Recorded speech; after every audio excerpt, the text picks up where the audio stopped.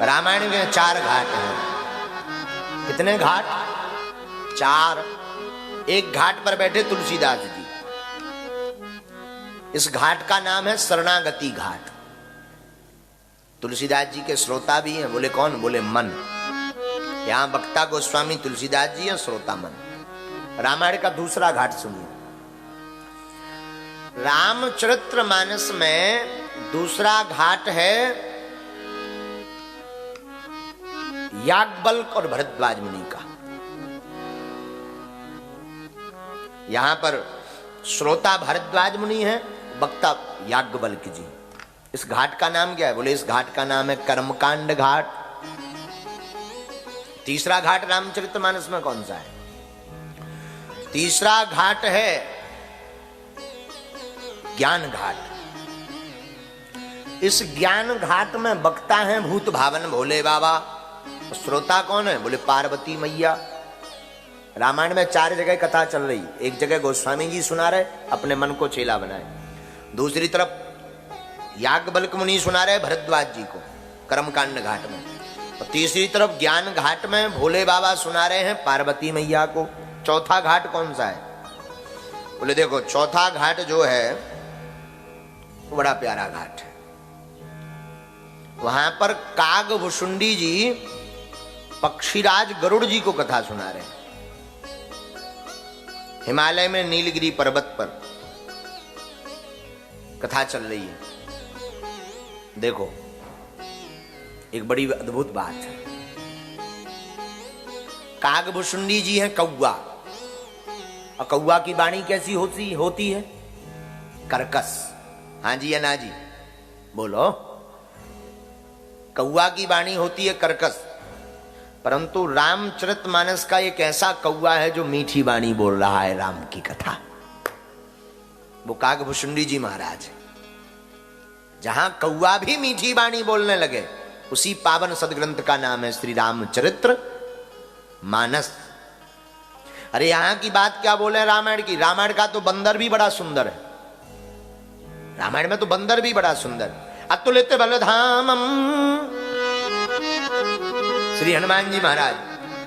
हेम शैला विदेहम धनुजवन कृशानु ज्ञानी नामाग्रगण्यम सकल गुण निधानम वानराणामुधीशम रघुपति प्रिय भक्तम वात जातम नमामि। रघुपति प्रिय भक्तम वात जातम नमामि। तो रामचरितमानस में तो बंदर भी सुंदर है। और बंदर इतना सुंदर है कि दशकंधर का मूड काट रहा है, मूंछ काट रहा है। दशकंधर कौन? रावण, जिसके 10 सिर। हनुमान जी कौन? बंदर। हम नहीं कह रहे, हनुमान जी खुद कह रहे हैं अपने मुख से।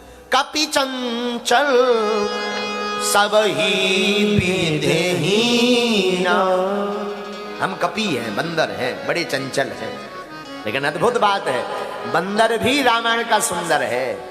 और इतना सुंदर है कि चारों युग परिताप तुम्हारा। इतने सुंदर हनुमान जी चारों जगह। अब जहां तहां देखो हनुमान जी की मूर्ति। तो रामायण में तो बंदर भी सुंदर है। बोले कैसे? बोले ये राम जी की कथा का प्रताप है कि कर्कश वाणी बोलने वाला कौवा भी मीठी वाणी बोल रहा। और रामचरितमानस में रामायण का प्रताप है कि बंदर भी बड़ा सुंदर है।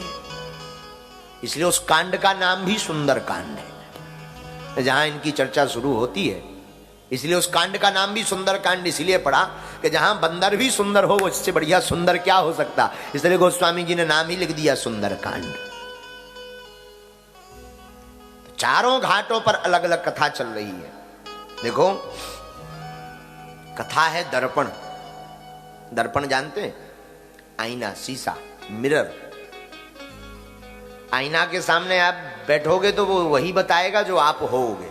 और तुम धरे तो हो काले कलूटे, और तुम उसके सामने जाओ कहो एकदम गोरा ठटरी के बरे। दर्पण का काम है जो आप हो वो दिखाएगा। उसी प्रकार कथा भी है दर्पण। आप कथा में बैठोगे तब आपको पता लगेगा कि आप कितने अच्छे और कितने बुरे हो। ज्यादातर लोग दिखा भी ज्यादा होते हैं। हम जो होते नहीं वो दिखाना चाहते कि लोग हमें ये माने। पर लोग मानते वही है जो तुम होते हो, ये ध्यान रखना। हम दिखाना वो चाहते हैं कि जो है नहीं। हाँ, और ये सबकी भूल है। प्रायः सब लोग वो दिखाना चाहते जो वो होते नहीं। लेकिन ईश्वर की ऐसी माया है कि उसको इतना ही सम्मान मिलता है जितने वो होते हैं। तो कथा है दर्पण। जीवन होना चाहिए राम जी के चरणों में अर्पण, तब कुछ बात बनेगी। कथा रूपी दर्पण में आकर के आप विराजमान भय और राम जी के चरणों में समर्पण नहीं भय, अर्पण नहीं भय, तो हम आपसे बढ़कर के कोई भी भाग्यहीन व्यक्ति नहीं है। कथा में आकर के एकदम नतमस्तक हो जाओ, न्यूट्रल। बुद्धि विवेक लगाने की जरूरत ही नहीं कि हम बहुत अमीर आदमी हैं या लोग क्या कहेंगे, हम नचेंगे तो, हम ताली बजाएंगे तो लोग क्या कहेंगे, घुटना का क्या होगा। अरे घुटने का क्या होना, वो तो वैसे ही दर्द कर रहे हैं और करेंगे। ये सोचो ही मत। क्षमता वही है जो उसके काम की हो। अभी हम बताने लगे कमर और घुटनों के दर्द से निजात पाइए, एक मंत्र हम बताते, सबके कान खड़े हो जाएंगे। बगल वाला सो रही है, चुप हो जा, मंत्र का बोला, देख पढ़ सुन, मंत्र सुन। और कहें कि भाई सीताराम सीताराम गाओ, यही सार। अरे बोले ये तो नॉर्मल बात है। हाँ, एक गुरुजी ने ऐसे ही एक नया चेला बनाया। गुरुजी चेले खुश रहो, गुरुजी कुछ सुनाओ।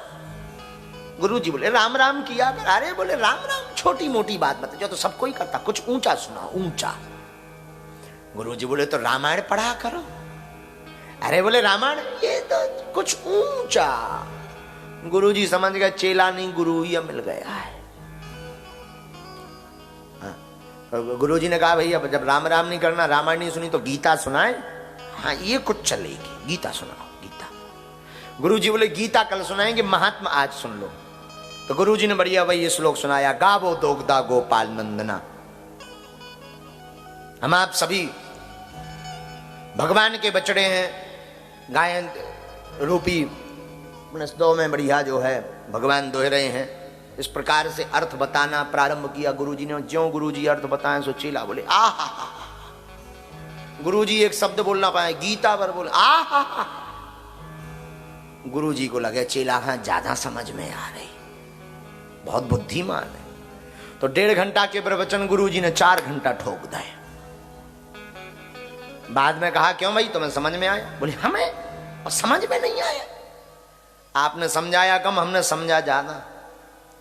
गुरुजी बोले हम ही पगला थे जो नहीं समझ पाए, तुम तो सब समझ। अच्छा कुछ संशय हो तो पूछो। बोले हमें वो संशय, आप चिंता ही छोड़ो। अरे बोले कम से कम गुरुजी की इज्जत तो धरती, कुछ तो पूछ, तना की मना पूछ। बोले और तो सब समझ में आ रहा था, लेकिन एक चीज बार बार आप बोल रहे थे वो समझ में नहीं आ रहा था। क्या? गावो दोगदा गावो दोगदा गावो दोगदा। वो 2 गधा कौन थे?